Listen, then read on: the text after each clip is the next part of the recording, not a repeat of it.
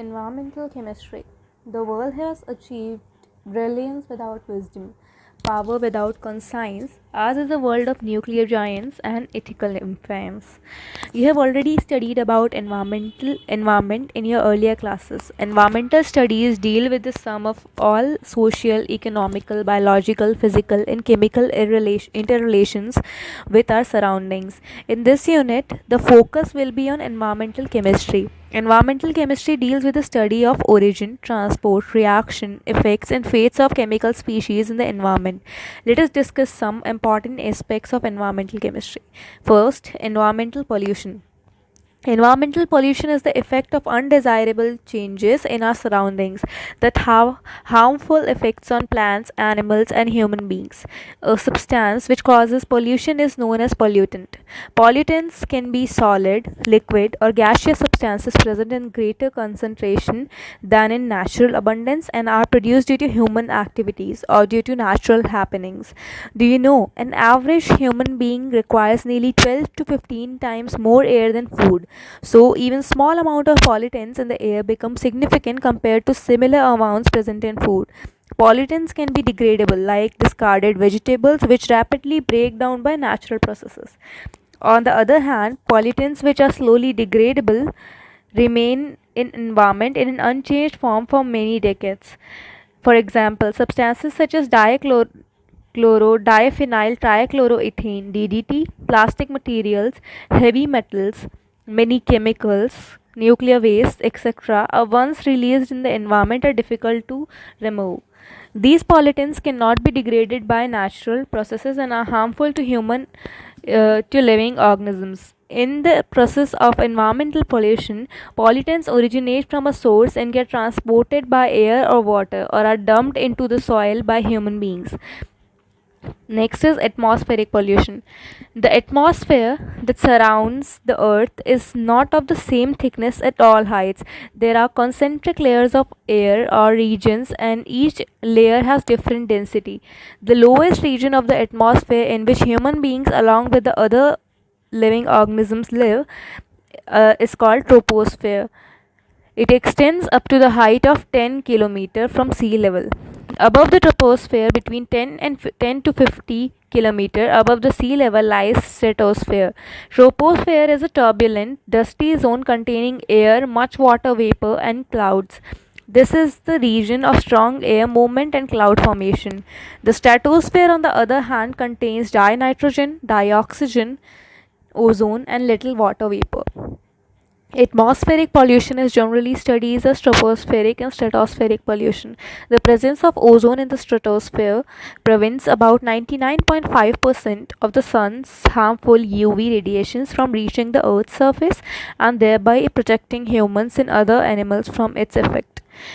Tropospheric pollution. Tropospheric pollution occurs due to presence of undesirable solid or gaseous particles in the air. The following are major gaseous and particulate pollutants present in the troposphere. First, gaseous air pollutants. These are oxides of sulfur, nitrogen, and carbon, hydrogen, sulfide, hydrocarbons, ozone, and other oxidants. Next, particulate pollutants. These are dust, mist, fume, smoke, smog, etc. First, gaseous air pollutants. A. Oxides of sulfur. Oxides of sulfur are produced when sulfur containing fossil fuel is burned. The most common species, sulfur dioxide, is a gas that is poisonous to both animals and plants. It has been reported that even low concentration of sulfur dioxide causes respiratory diseases, example, asthma, bronchitis, emphysema in human beings. Sulfur dioxide causes irritation to the eyes, resulting in tears and redness. High concentration of SO2 leads to stiffness of flower buds, which eventually fall off from the plants. Uncatalyzed oxidation of sulfur dioxide is slow. However, the presence of particulate matter in polluted air catalyzes the oxidation of sulfur dioxide to sulfur trioxide. 2SO2 plus O2 gives 2SO3. The reaction can also be promoted by ozone and hydrogen peroxide. SO2 plus O3 gives SO3 plus O2. SO2 plus H2O2 gives H2SO4. B. Oxides of nitrogen. Dinitrogen and dioxygen are main constituents of air. These gases do not react with each other at a normal temperature. At high altitudes, when lightning strikes, they combine to form oxides of nitrogen. NO2 is oxidized to nitrate ion, NO3, which is washed into soil where it serves as a fertilizer. In an automobile engine at high temperature, when fossil fuel is burnt, dinitrogen and dioxygen combine to yield significant quantities of nitric oxide NO and nitrogen dioxide NO2 as given below. N2 plus O2 at 4183 Kelvin gives 2NO2. NO reacts instantly with oxygen to give NO2. 2NO plus O2 gives 2NO2. Rate of production of NO2 is faster when nitric oxide reacts with ozone in the stratosphere. NO plus O3 gives NO2 plus O2. The irritant red haze in the traffic and congested places is due to oxides of nitrogen. Higher concentrations of nitrogen dioxide damage the leaves of plants and retard the rate of photosynthesis. Nitrogen dioxide is a lung irritant and can lead to acute respiratory disease in children. This is toxic to the living tissues also. Nitrogen dioxide is also harmful to various textile fibers and metals. C. Hydrocarbons. Hydrocarbons composed of hydrogen and carbon only and are formed by incomplete combustion of fuel used in automobiles. Hydrocarbons are carcinogenic, that is, they cause cancer.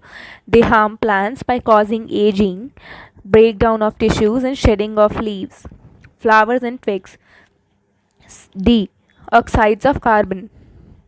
First, carbon monoxide. Carbon monoxide (CO) is one of the most serious air pollutants. It is a colorless and odorless gas, highly poisonous to living beings because of its ability to block the delivery of oxygen to the organs and tissues. It is produced as a result of incomplete combustion of carbon. Carbon monoxide is mainly released into the air by automobile exhaust. Other sources which produce CO involve incomplete combustion of coal, firewood, petrol, etc. The number of vehicles has been increasing over the years all over the world. Many vehicles are poorly maintained and several have inadequate pollution control equipments, resulting in the release of greater amount of carbon monoxide and other polluting gases. Do you know why carbon monoxide is poisonous? It binds to hemoglobin to form carboxyhemoglobin, which is about 300 times more stable than the oxygen hemoglobin complex.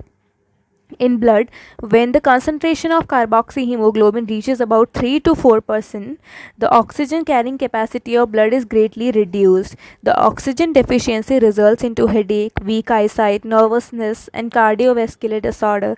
This is the reason why people are advised not to smoke.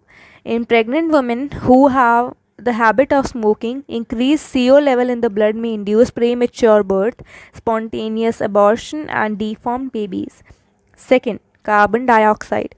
Carbon dioxide CO2 is released into the atmosphere by respiration, burning of fossil fuels for energy, and by decomposition of limestone during the manufacture of cement. It is also emitted during volcanic eruptions. Carbon dioxide gas is confined to troposphere only. Normally, it forms about 0.03% of volume of the atmosphere. With the increased use of fossil fuels, a large amount of carbon dioxide gets released into the atmosphere. Excess of CO2 in air is removed by green plants, and this maintains an appropriate level of CO2 in the atmosphere. Green plants require CO2 for photosynthesis, and in turn they emit oxygen, thus maintaining a delicate balance. As you know, deforestation and burning of fossil fuel increases the CO2 level and disturb the balance in atmosphere. The increased amount of CO2 in air is mainly responsible for global warming. Global warming and greenhouse effect. About 75% of solar energy reaching the earth is absorbed by the earth's surface, which increases its temperature. The rest of the heat radiates back to the atmosphere. Some of the heat is trapped by gases such as carbon dioxide, methane, ozone, chlorofluorocarbon compounds, CFCs, and water vapor in the atmosphere. Thus, they add to the heating of the atmosphere. This causes global warming. We all know that in cold places, flowers, vegetables, and fruits are grown in glass covered areas called greenhouse. Do you know what that we humans also live in a greenhouse? Of course, we are not surrounded by a glass but a blanket of air called atmosphere, which has kept the temperature on Earth constant for centuries. But it is now undergoing change, though slowly, just as the glass in the greenhouse holds the sun's warmth inside. Atmosphere traps the sun's heat near the Earth's surface and keeps it warm. This is called natural greenhouse effect because it maintains the temperature and makes the earth perfect for life. In greenhouse, visible light passes through the transparent glass and heats up the soil and plants. The warm soil and plants emit infrared radiation. Since glass is opaque to infrared radiations, it partly reflects and partly absorbs these radiation. This mechanism keeps the energy of the sun trapped in the greenhouse. Similarly, carbon dioxide molecules also trap heat as they are transparent to sunlight but not to heat radiation. If the amount of carbon dioxide crosses the delicate proportion of 0.03%, the natural greenhouse balance may get disturbed.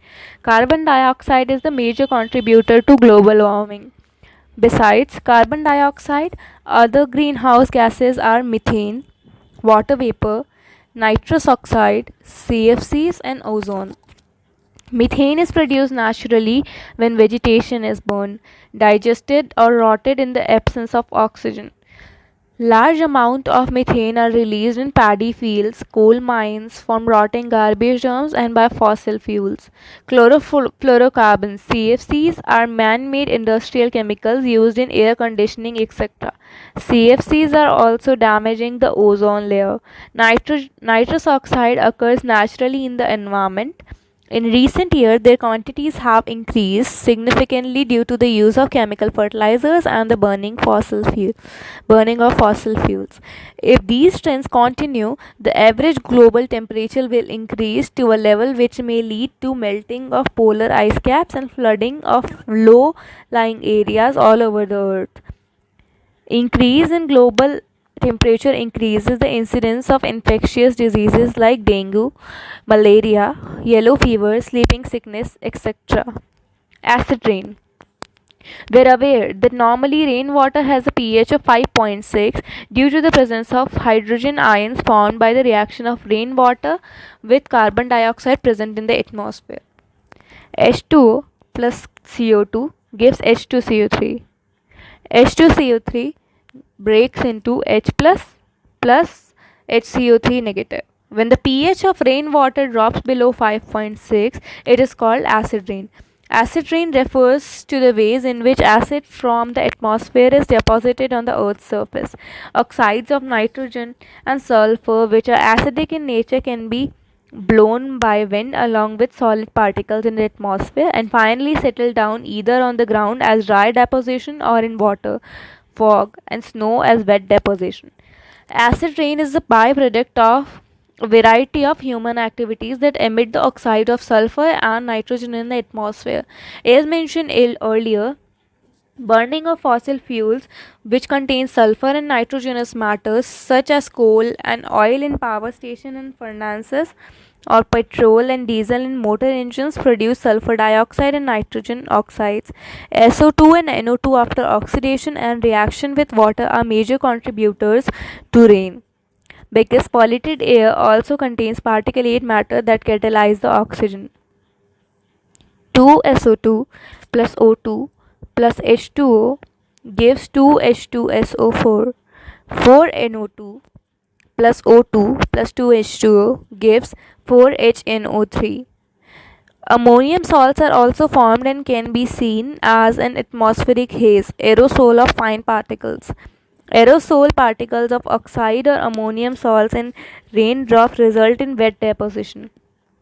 SO2 is absorbed directly on both solid and liquid ground surfaces and is thus deposited as dry deposition. Acid rain is harmful for agriculture, trees, and plants as it dissolves and washes away nutrients needed for growth. It causes respiratory ailments in human beings and animals. When acid rain falls and flows as groundwater to reach rivers, lakes, etc., it affects plant and animal life in aquatic system. It corrodes water pipes, resulting in leaching of heavy metals such as iron, lead, and copper into drinking water. Acid rain damages buildings and other structures made of stone or metal. The Taj Mahal in India has been affected by acid rain. 2. Particulate pollutants. Particulate pollutants are the minute solid particles or liquid droplets in air. These are present in vehicle emissions, smoke particles from fires, dust particles, and ash from industries. Particulates in the atmosphere may be viable or non-viable. The viable particulates, example bacteria, fungi, molds, algae, etc., are minute living organisms that are dispersed in the atmosphere. Human beings are allergic to some of the fungi found in air. They can also cause plant diseases. Non-viable particulates may be classified according to their nature and size as follows. A. Smoke particulate consists of solid or mixture of solid and liquid particulates formed during combustion of organic matter. Example are cigarette smoke, smoke from burning fossil fuel, garbage and dry leaves, oil smoke, etc. B. Dust is composed of fine solid particles over 1 micrometer in diameter produced during crushing, grinding, and attribution of solid materials. Sand from sandblasting, sawdust from woodworks, pulverized coal, cement, and fly ash from factories, dust storms, etc., are some typical examples of this type of particulate emission. C. Mist are produced by the particles of spray liquids and by condensation of vapors in air. Examples are sulfuric acid mist and herbicides and insecticides that miss their targets and travel through air and form mist. D. Fumes are generally obtained by condensation of vapors during sublimation, distillation, boiling, and several other chemical reactions. Generally, organic solvents, metals, and metallic oxides form fume particles. The effect of particulate pollutants are largely dependent on the particle size. Airborne particles such as dust, fume, mist, etc., are dangerous for human health. Particulate pollutants bigger than 5 microns are likely to lodge in the nasal passage, whereas particles of about 1 micron enter into lungs easily. Lead is used to be a major air pollutant emitted by vehicles. Leaded petrol used to be the primary source of airborne lead emission in Indian cities. This problem has now been overcome by use of unleaded petrol in most of the cities in India. Lead interfere with development of maturation of red blood cells. Smog. The word smog is derived from smoke and fog. This is the most common example of air pollution that occurs in many cities throughout the world. There are two types of smog. A. Classical smog occurs in cool, humid climate. It is a mixture of smoke, fog, and sulfur dioxide. Chemically, it is a reducing mixture, and so it is also called reducing smog. B. Photochemical smog occurs in warm, dry, and sunny climate. The main components of photochemical smog result from the action of sunlight on unsaturated hydrocarbons and nitrogen oxide produced by automobiles and factories. Photochemical smog has high concentration of oxidizing agents and is therefore called as oxidizing smog. Formation of photochemical smog. When fossil fuels are burnt, a variety of pollutants are emitted into Earth's troposphere. Two of the pollutants that are emitted are hydrocarbons, unburned fuels, and nitric oxide (NO).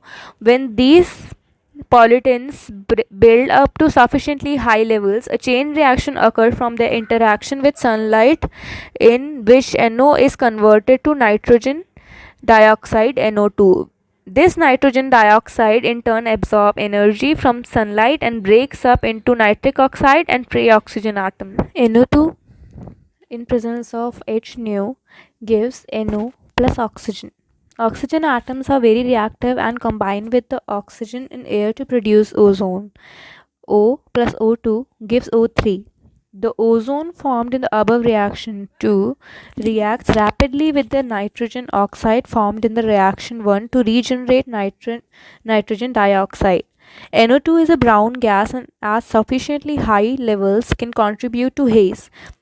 NO plus O3 gives NO2 plus O2.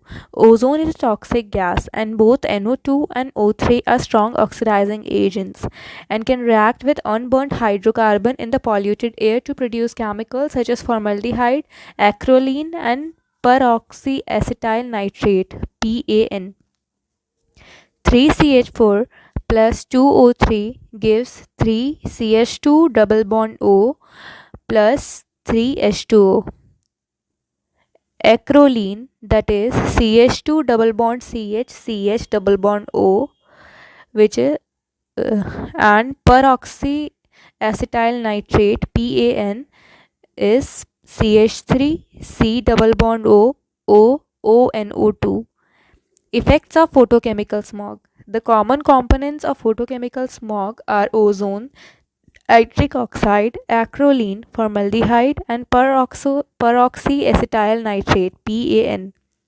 Photochemical smog causes serious health problems. Both ozone and PAN act as powerful eye irritants.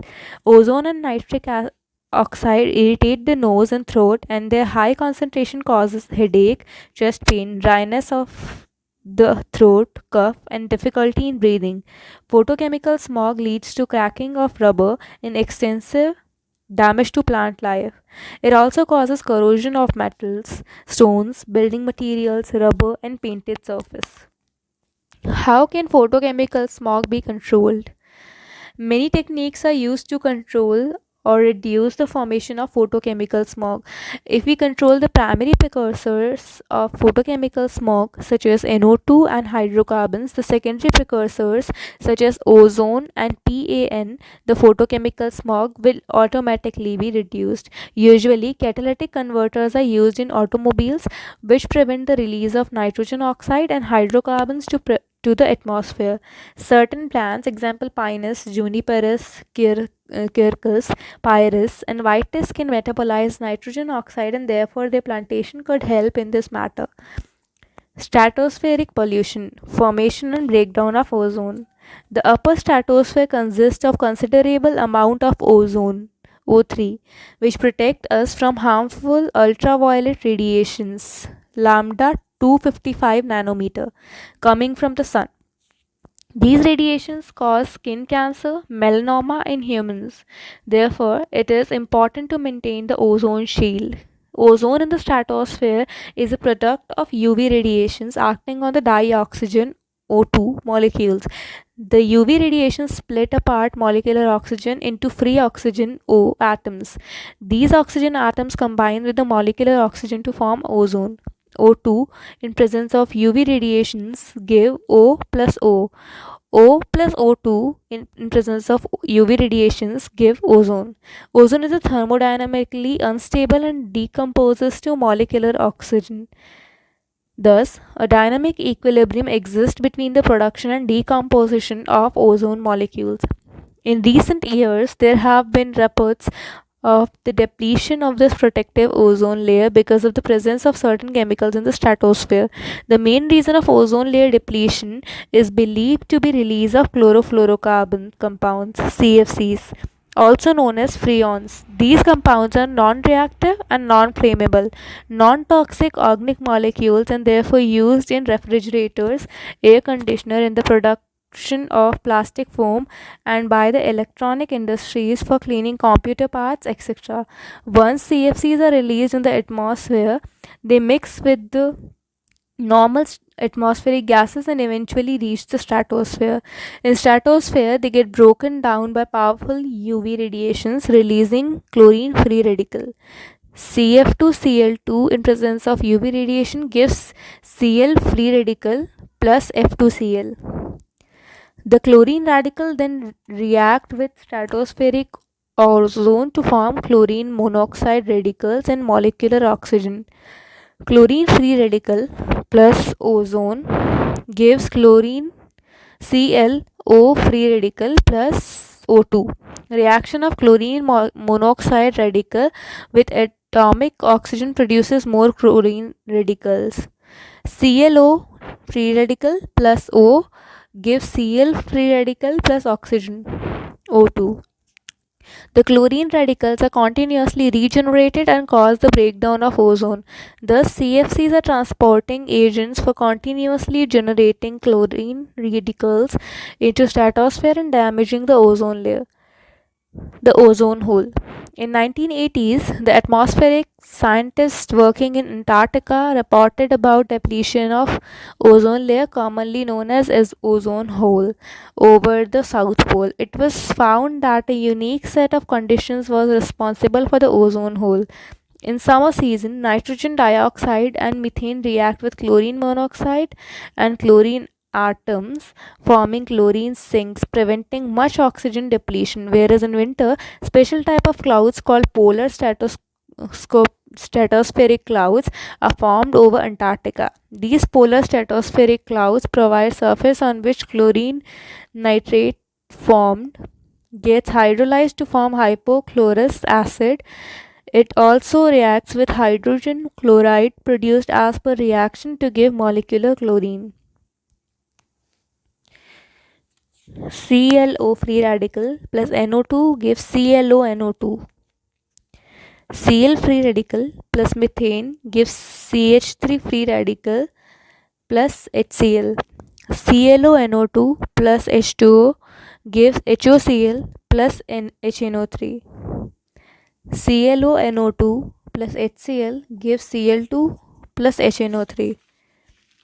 When sunlight returns into the Antarctica in the spring, the sun's warmth breaks up the clouds and HOCl and Cl2 are photolyzed by sunlight as given in the reactions. HOCl in presence of HNO gives OH free radical plus Cl free radical. Cl2 in presence of sunlight gives 2Cl free radicals. The chlorine radicals thus formed initiate the chain reaction for ozone depletion as described earlier. Effects of depletion of ozone layer. With the depletion of ozone layer, more UV radiation filters into troposphere. UV radiation lead to aging of skin, cataract, sunburn, skin cancer, killing of many phytoplanktons, damage to fish productivity, etc. It has also been reported that plant proteins gets easily affected by UV radiations, which leads to harmful mutation of cells. It also increases evaporation of water surface through the stomata of leaves and decreases the moisture content of the soil. Increase in UV radiation damage paints and fibers, causing them to fade faster. Water pollution. Water is essential for life. Without water, there would be no life. We usually take water as granted for its purity, but we must ensure the quality of water. Pollution of water originates from human activities, though through different paths, pollution reaches surface or groundwater easily. Identified source or place of pollution is called point source. Example, municipal and industrial discharge pipe where pollutants enter the water source. Non-point source of pollution are those where sources of pollution cannot be easily identified. Example, agricultural runoff from farm animals and croplands. Acid rain, storm water, drainage from streets, parking lots and lawns, etc. Table 14.1 lists the major water pollutants and their sources. Causes of water pollution. First, pathogens. The most serious water pollutants are the disease-causing agents called pathogens. Pathogens include bacteria and other organisms that enter the water from domestic sewage and animal excreta. Human excreta contain bacteria such as Escherichia coli and Streptococcus facilacis, which cause gastrointestinal diseases. Organic waste. The other major water pollutant is organic matter such as leaves, grass, trash, etc. They pollute water as a consequence of runoff. Excessive phytoplankton growth within water is also a cause of water pollution. These wastes are biodegradable. The large population of bacteria decomposes organic matter present in water. They consume oxygen dissolved in water. The amount of oxygen that water can hold in solution is limited. The cold water, dissolved oxygen, DO, can reach a concentration up to 10 ppm, whereas oxygen in air is about 2 lakh ppm. That is why even a moderate amount of organic matter, when decomposes in water, can deplete the water of its dissolved oxygen. The oxygen, the concentration of dissolved oxygen in water is very important for aquatic life. If the concentration of dissolved oxygen of water is below 6 ppm, the growth of fish gets inhibited. Oxygen reaches water either through atmosphere or from the process of photosynthesis carried out by many aquatic green plants during daylight. However, during night, photosynthesis stops, but plants continue to respire, resulting in the reduction of dissolved oxygen. The dissolved oxygen is also used by microorganisms to oxidize organic matter. If too much of organic matter is added to water, all the available oxygen is used up. This causes oxygen dependent aquatic life to die. Thus, anaerobic bacteria, which do not require oxygen, begin to break down the organic waste and produce chemicals that have a foul smell and are harmful to human health. Aerobic bacteria degrade these organic waste and keep the water depleted in dissolved oxygen.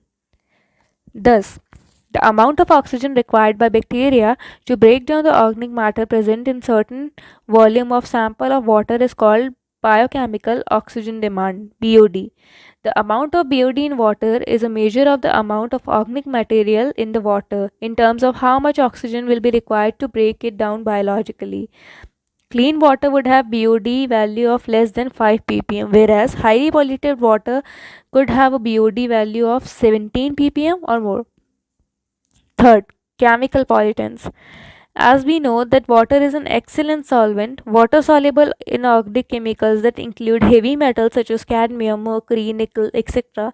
constitute an important class of pollutants. All these metals are dangerous to humans because our body cannot excrete them. Over time, it crosses the tolerance limit. These metals then can damage kidneys, central nervous system, liver, etc. Acids like sulfuric acid from mine drainage and salts from many different sources, including raw salt used to melt snow and ice in the colder climates, sodium and calcium chloride are water soluble chemical pollutants. The organic chemicals are another group of substances that are found in polluted water. Petroleum products pollute many sources of water. Example, major oil spills in ocean. Other organic substances with serious impacts are the pesticides that drift down from sprays or runoff from lands. Various industrial chemicals like polychlorinated biphenyls PCBs, which are used as cleansing solvent, detergent, and fertilizer, add to the list of water pollutants. PCBs are suspected to be carcinogenic. Nowadays, most of the detergents available are biodegradable. However, their use can create other problems. The bacteria responsible for degrading biodegradable detergent feed on it and grow rapidly. While growing, they may use up all the oxygen dissolved in water. The lack of oxygen kills all other forms of aquatic life, such as fish and plants. Fertilizers contain phosphates as additives. The addition of phosphates in water enhances algae growth. Such profuse growth of algae covers the water surface and reduces the oxygen concentration in water. This leads to anaerobic conditions, commonly with accumulation of obnoxious decay and animal death. This Thus, bloom infested water inhibits the growth of other living organisms in the water body. This process, in which nutrient enriched water bodies support a dense plant population which kills animal life by depriving it of oxygen and results in subsequent loss of biodiversity, is known as eutrophication. International standards for drinking water. International standards for drinking water are given below and they must be followed. Fluoride. For drinking purposes, water should be tested for fluoride ion concentration. Its deficiency in drinking water is harmful to man and causes diseases such as tooth decay, etc. Soluble fluoride is often added to drinking water to bring its concentration up to 1 ppm or 1 milligram per decimeter cube. The fluoride ions make the enamel on the teeth much harder by converting hydroxyapatite 3